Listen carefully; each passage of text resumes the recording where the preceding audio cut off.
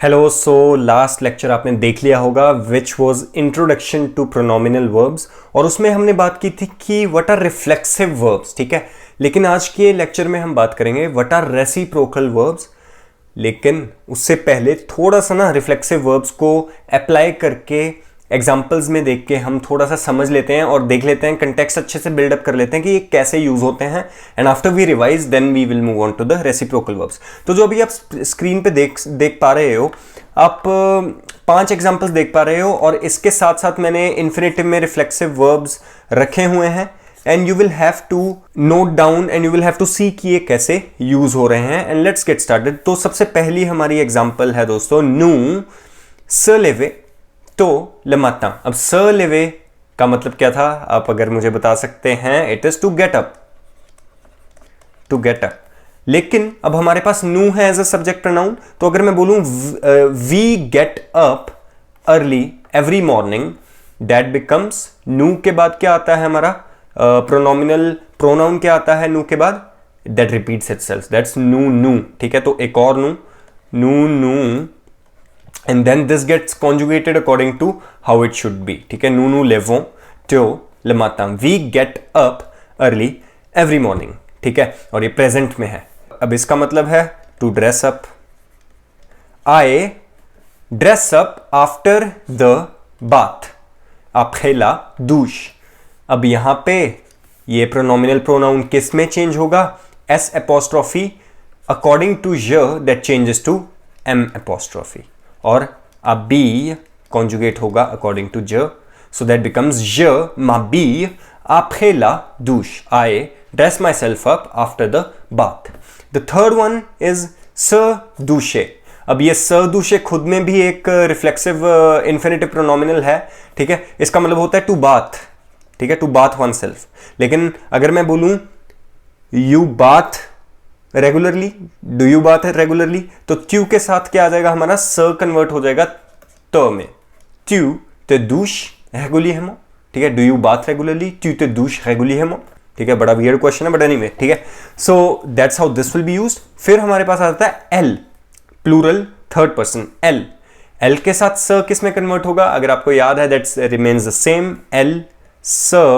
However कूपे, कूपे का मतलब होता है टू कट, एल स कूप, C-O-U-P-E-N-T, they cut themselves the hairs, elmem। elmem भी एक और एडिशन है, like else coupe les cheveux, elmem। elmem का मतलब होता है themselves, whereas की स coupe का मतलब होता है that they are acting the verb on themselves। ठीक है, तो आप कभी भी फ्रेंच में देखो दोस्तों, ये मत समझना कि अगर स कूप आ गया तो उसका मतलब themselves हमेशा ही होता है, हमेशा नहीं होता। अगर कोई बंदा काम खुद कर रहा है, लाइक इंडिपेंडेंटली कर रहा है, उस केस में हम एलमेम, अमेम या फिर मोआमेम, तोआमेम, वूमेम यूज करते हैं, जो हमने डिसजंक्टिव प्रोनाउंस में बात की थी। लेकिन ये हर पॉइंट पे यूज नहीं होता। ठीक है, अगर हम यहां बोलेंगे we wake up early every morning, हमें यहां पे एंड में नू मैम लगाने की जरूरत नहीं है। लेकिन इस स्पेसिफिक कंटेक्स्ट में क्या हुआ कि हम बता रहे हैं कि they cut their hair themselves, you know, hairdresser की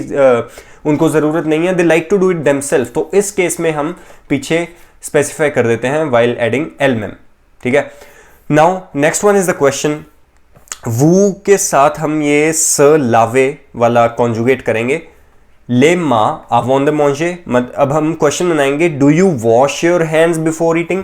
अब इसका नॉर्मल सेंटेंस क्या बनता है दोस्तों? पहले ये हम करते हैं। ठीक है, नॉर्मल सेंटेंस इज वू वू लावे ले माँ। ठीक है, वू वू लावे LAVE-Z, वू वू लावे ले माँ avant de manger। लेकिन अब हमने ये पिछले लेक्चर में ये किया था, जब हम इन्वर्जन करते हैं, सो ये जो बीच वाला प्रोनोमिनल प्रोनाउन है ये आगे आ जाता है, वू, और लावे और वू ये हमारे इन्वर्ट हो जाते हैं। वू लावे वू ले माँ avant de manger, do you wash your hands before eating. ठीक है, so this is how we will be using reflexive pronominal verbs in French. अब अगला हमारा जो टाइप ऑफ प्रोनोमिनल वर्ब होगा वो होगा रेसिप्रोकल प्रोनोमिनल वर्ब। अब डिफरेंस क्या है दोस्तों? डिफरेंस कुछ नहीं है, मैं आपको अच्छे से समझा देता हूं, बहुत ही माइनर सा डिफरेंस है। जो रिफ्लेक्सिव प्रोनोमिनल वर्ब्स थे ना, उसमें क्या होता है कि कोई एक जो सब्जेक्ट है वो जो एक्टिविटी कर रहा है वो खुद पे ही कर रहा है, ठीक है।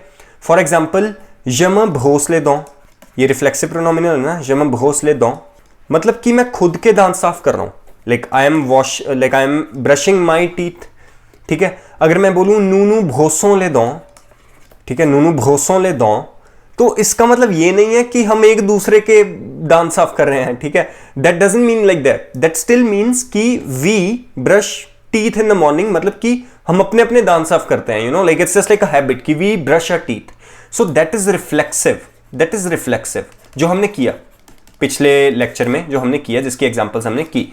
आप ऊपर भी देख सकते हो, जो भी हमने एक्टिविटीज की वो खुद पे ही अप्लाई हो रही हैं, या इवन तो वो ग्रुप था, ये एल वाला या वू वाला, ये जो ग्रुप था, ये नू वाला, ये जो ग्रुप था, दैट डजंट मीन कि हम एक दूसरे को उठा रहे हैं अर्ली मॉर्निंग, ठीक है। दैट डजंट मीन कि हम एक दूसरे के बाल काट रहे हैं, या फिर यू नो तुम एक दूसरे के हाथ धो रहे हो, नो वो इंडिविजुअलिटी पे फोकस ऑन कर रहे थे रिफ्लेक्सिव प्रोनाउंस या रिफ्लेक्सिव प्रोनोमिनल वर्ब्स। लेकिन अब नीचे क्या होता है, ये जो रेसिप्रोकल प्रोनोमिनल वर्ब्स होते हैं ना, इसकी इंग्लिश में अगर मैं ट्रांसलेशन बताऊं, you can also say each other, ठीक है, like you basically do that stuff with each other, ठीक है। फॉर एग्जाम्पल अगर मैं बोलूं we write letter to each other, letter, तो इसका ना फ्रेंच में सेंटेंस क्या बनता है, नू नू जैक्रिवों, नू नू जैक्रिवों ला लेट्र, we write letter to each other, ठीक है। सो दैट मीन्स कि ये जो ना रेसिप्रोकेटिव प्रोनोमिनल्स हैं, ये हमेशा सिर्फ प्लूरल में ही रहेंगे, ठीक है। They always exist in plural. क्यों? क्योंकि जो भी हम वो प्लूरल ग्रुप की बात कर रहे हैं, जो उसमें लोग हैं, वो एक दूसरे के साथ कर रहे हैं, दोज आर रेसिप्रोकेटिव प्रोनोमिनल्स या रेसिप्रोकल प्रोनोमिनल्स, ठीक है। वो कभी भी सिंगल एंटिटी में एग्जिस्ट नहीं करेंगे। यू कैनॉट से कि I write letter to myself, like that doesn't happen. So कुछ वर्ब्स ही ऐसे होते हैं जो सिर्फ ग्रुप में अप्लाई होते हैं, दोज आर द रेसिप्रोकल प्रोनोमिनल्स, ठीक है। सो दैट मीन्स ये रेसिप्रोकल प्रोनोमिनल्स 3-4 डिफरेंट केसेस में अप्लाई होंगे, जो होंगे आइदर नू या फिर वू या फिर ईल एल, ठीक है, क्योंकि यही तीनों ग्रुप हैं सब्जेक्ट प्रोनाउंस के। बाकी ज, त्यू, ईल, एल वो तो सिंगुलर एंटिटी है ना।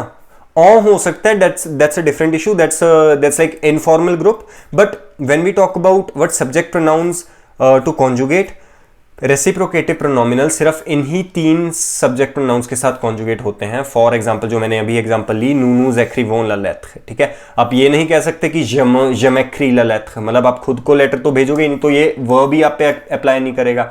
सो जब भी हम ग्रुप के अंदर के जो लोग एक दूसरे के साथ करते हैं, like they write letter to each other, they kiss each other, या फिर दे गेट मैरिड, ये जो वर्ब्स होते हैं ना, these are called reciprocal pronominal verbs, ठीक है। सो कॉन्जुगेशन सेम है, कॉन्जुगेशन सेम है। अगर मैं ये सेम एग्जांपल लूं एक्रीर की, नूनू जैक्रिवों we write to each other, ठीक है, ये आयर एंडिंग वर्ब है, सो ये कॉन्जुगेट ऐसे होगा, वू वू जैक्रिवे you write to each other, ईल सेक्री, ठीक है, they write to each other, या feminine they write to each other. So this is what reciprocal pronominals are, कि वो हमेशा ग्रुप में एग्जिस्ट करेंगे, ठीक है। So let's take some examples. सबसे पहले मैं आपको कुछ एग्जांपल्स की बात करता हूं, and then we will move on to like what are the different reciprocal verbs that exist in French, ठीक है। सो फर्स्ट एग्जाम्पल इज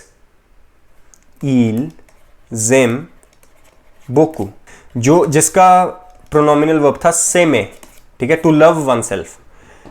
तो इसको आप कभी भी ऐसे तो नहीं कह सकते je m'aime, लेकिन वो सिंगुलर फॉर्म्स में एग्जिस्ट ही नहीं करता।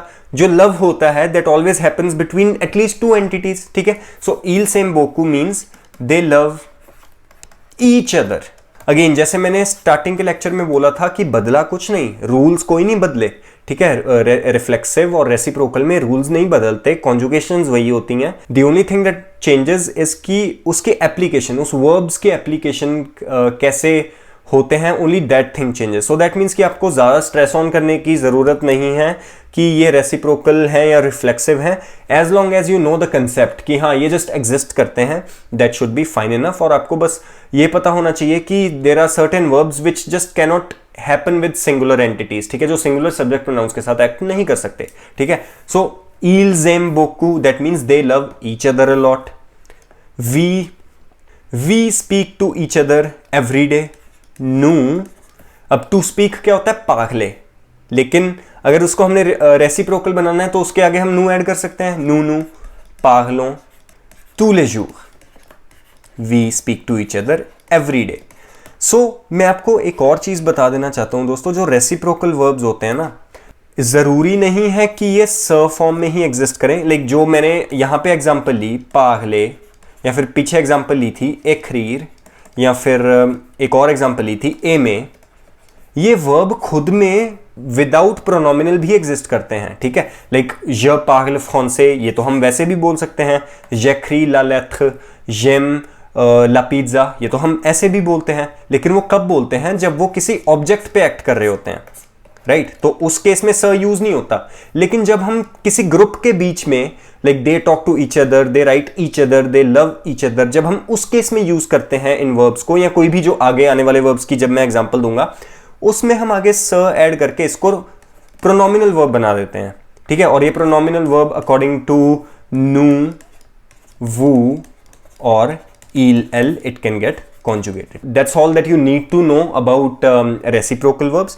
मैं थोड़ी सी आपको एग्जांपल्स बता देता हूं कि कौन कौन से ऐसे नॉर्मल वर्ब्स हैं which you can convert it into reciprocal pronominal verbs. se marier, marier का मतलब होता है to marry someone. Like without se, marier का मतलब होता है to marry someone. But se marier का मतलब होता है to marry each other.